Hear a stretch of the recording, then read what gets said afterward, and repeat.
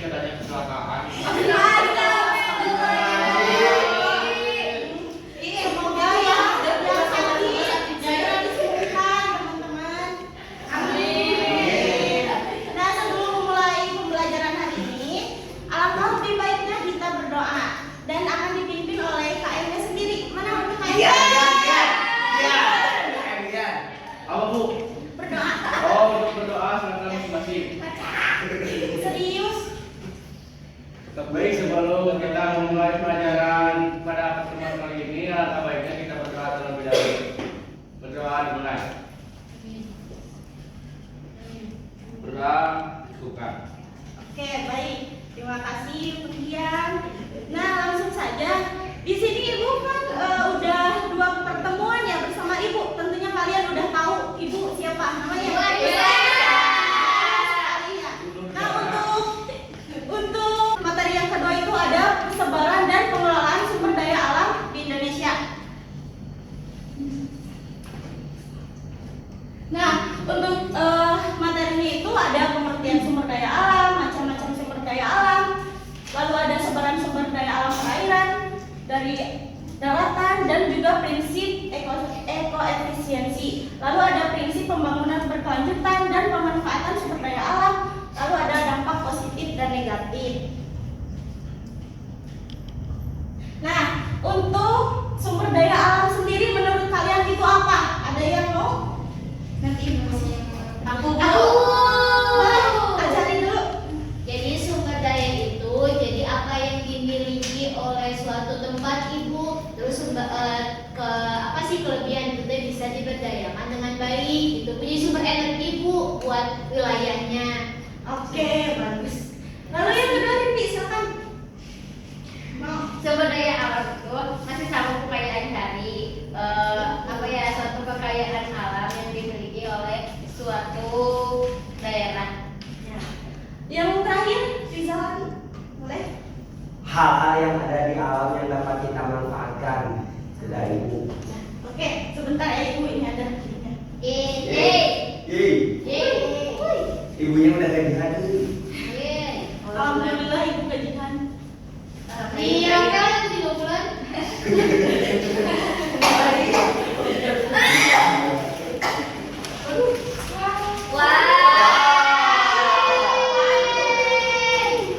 Lagi ya.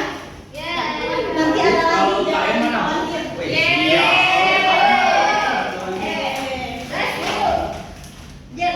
Nah, ini untuk menurut para ahli sendiri. Ada yang mau dibaca? Mau? Boleh? Silakan. Menurut Surya Negara, sumber daya alam adalah unsur-unsur yang ada di lingkungan alam, baik secara fisik ataupun hayati yang digunakan manusia untuk memenuhi kebutuhannya dalam meningkatkan kesejahteraan hidup. Menurut Arlen, pengertian sumber daya alam adalah sebuah keadaan lingkungan alam yang memiliki nilai guna memenuhi kebutuhan hidup manusia. Oke, terima kasih.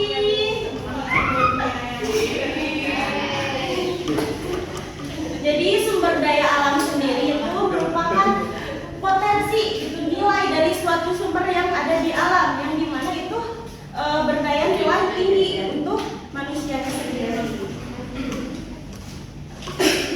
Nah, lalu ada macam-macam sumber daya alam. Yang pertama ada sumber daya alam berdasarkan sifat. Nah, yang pertama ada sumber daya alam yang terbarukan. Untuk sumber daya alam yang terbarukan sendiri ini bisa diperbaharui. Contohnya itu adalah flora dan fauna.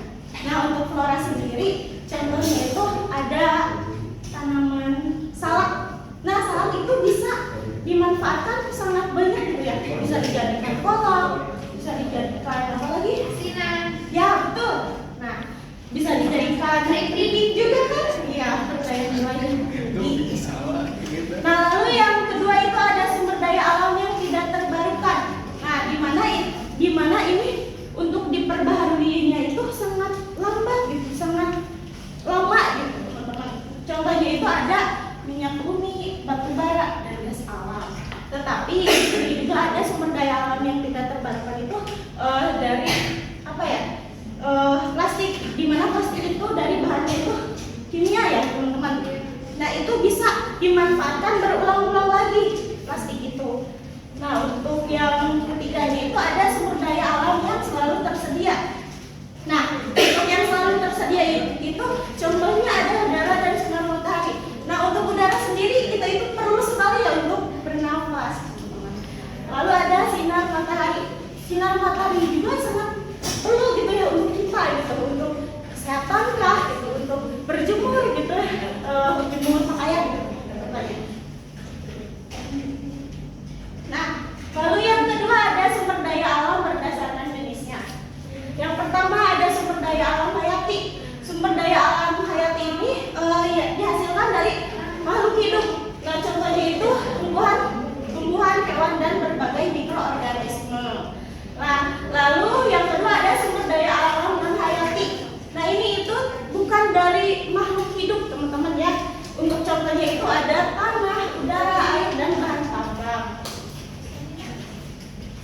Nah, lalu yang ketiga ada sumber daya alam berdasarkan kegunaannya.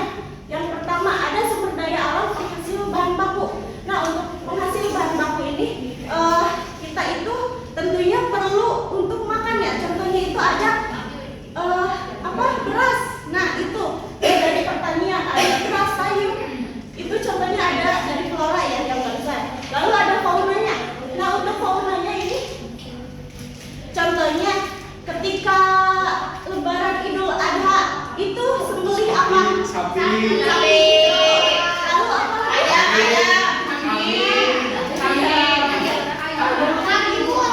Nah sapi ini sangat nggak asing lagi gitu ya teman-teman, karena memang udah menjadi bahan makanan untuk kita. Lalu ada sumber daya alam penghasil energi. Contohnya itu ada sinar matahari untuk energi manusia, udara untuk bernafas, air dan bahan tambang untuk pembangkit listrik. Nah selanjutnya ada sebaran sumber daya alam perairan. Yang pertama itu ada perikanan. Nah perikanan itu adanya perikanan di laut itu disebabkan atau dipengaruhi oleh suatu suhu teman-teman dan juga kedalaman. Nah tetapi tidak menutup kemungkinan juga di laut dangkal juga ada gitu ikan. Nah lalu yang kedua ada kekayaan pesisir.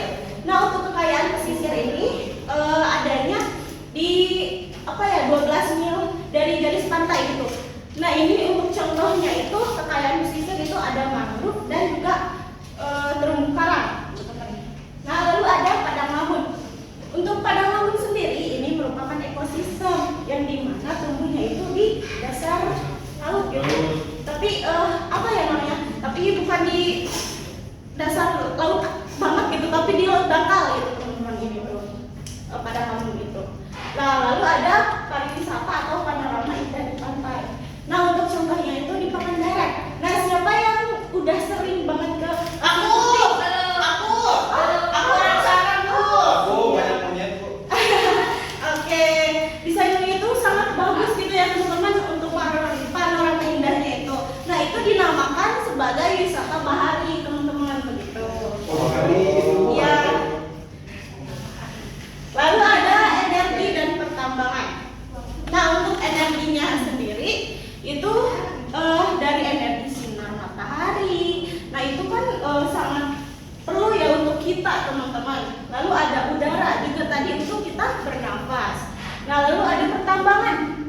Nah untuk pertambangan sendiri, minyak bumi itu kan berada di dasar laut ya teman-teman itu.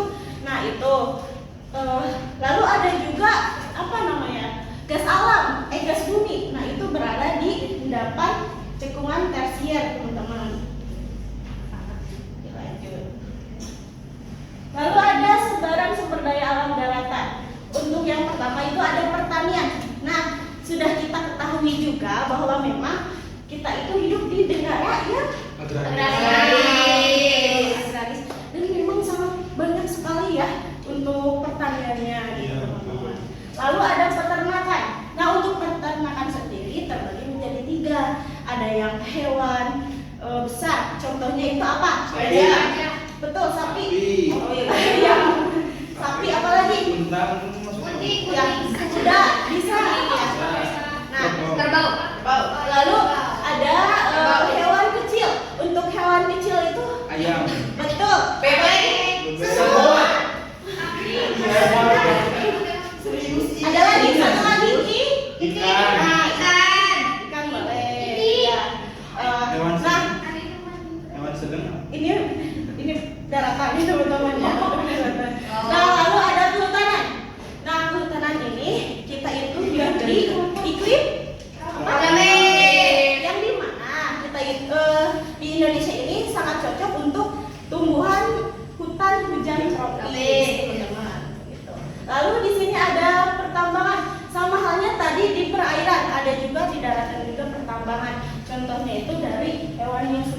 mati atau apa ya, tumbuhan gitu. Nah itu kan terendap lama, itu bisa menghasilkan minyak bumi juga gitu ya, atau batu bara gitu.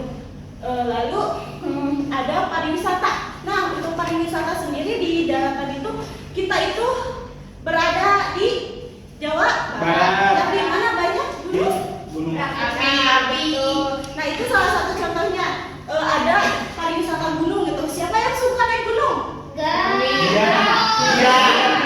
Iya. Udah berapa gunung gitu? Banyak tuh. Gunung kembar sih jadinya Bu. Kalian main boleh. Gunung Sabana itu aja ya. Lalu ada perikanan darat. Nah untuk perikanan darat ini ada di sungai, rawa, pokoknya di air tawar, Payau seperti itu teman-teman.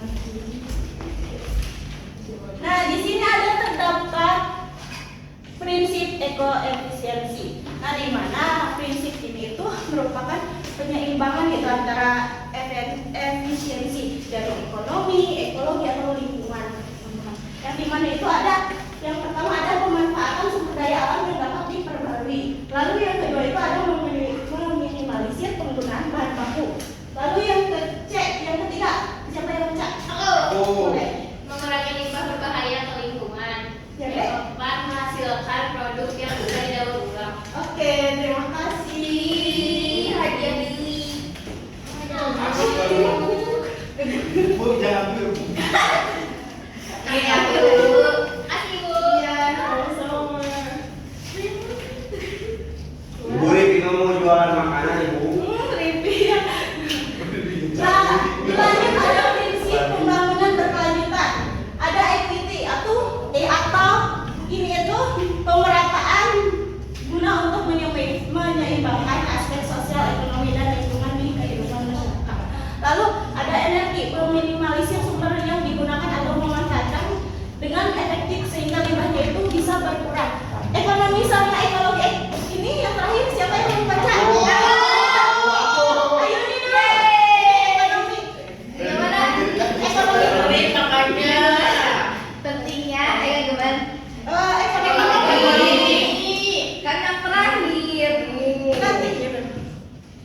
ekonomi, keahlian dan performa pekerja yang perlu ditingkatkan agar daya saingnya semakin meningkat demi mendapatkan pekerjaan yang layak, meningkatkan infrastruktur dasar serta menerapkan kerjasama ekonomi strategis. Nah, oke baik. Yang ini siapa yang? Tapi dua ya. Cowok. Ya, boleh. Ekologi sama ini. Baik Ibu, ekologi merupakan menempatkan pembangunan itu di wilayah yang sesuai dalam aspek ekologis. Pembangunannya juga tidak melebihi dari kapasitas lingkungan itu sendiri. Yang berikutnya ada engagement, pentingnya peran dari masyarakat itu sendiri agar upaya ini dapat optimal, di mana pemerintah harus berperan sebagai fasilitator yang menampung aspirasi masyarakat. Oke. Baik, terima kasih Haji. Ini bubuk jadi dua. Jejak bawah. Nah, untuk yang selanjutnya ada pemanfaatan sumber daya alam. Yang pertama ada reklamasi. Nah, reklamasi ini sendiri untuk memperluas suatu wilayah lahan, gitu ya teman-teman. Bisa dengan cara dari pengeringan sawah, gitu teman-teman. Lalu yang kedua ada peningkatan lahan garapan. Nah, untuk lahan garapan ini, jadi tidak semua jenis lahan itu dapat dijadikan untuk pertanian teman-teman. Jadi harus harus melihat bagaimana kondisi tanahnya tersebut, apakah subur atau tidak. Nah lalu ada peningkatan ketersediaan pangan. Nah ini contohnya itu pertanian gitu teman-teman. Nah bagaimana kita caranya untuk meningkatkan suatu kualitas dalam pertanian tersebut. Lalu ada yang keempat, pengembangan transportasi. Nah, dulu itu ya pada abad 19 ditemukannya mesin uap, teman-teman, yang dimana mesin uap itu dipakai untuk kereta uap. Nah, dengan seiringnya waktu, ada ahli yang menemukan bahan bakar, yang dimana bahan bakar itu sekarang digunakan untuk apa? Kendaraan. Ya, terima kasih. Lalu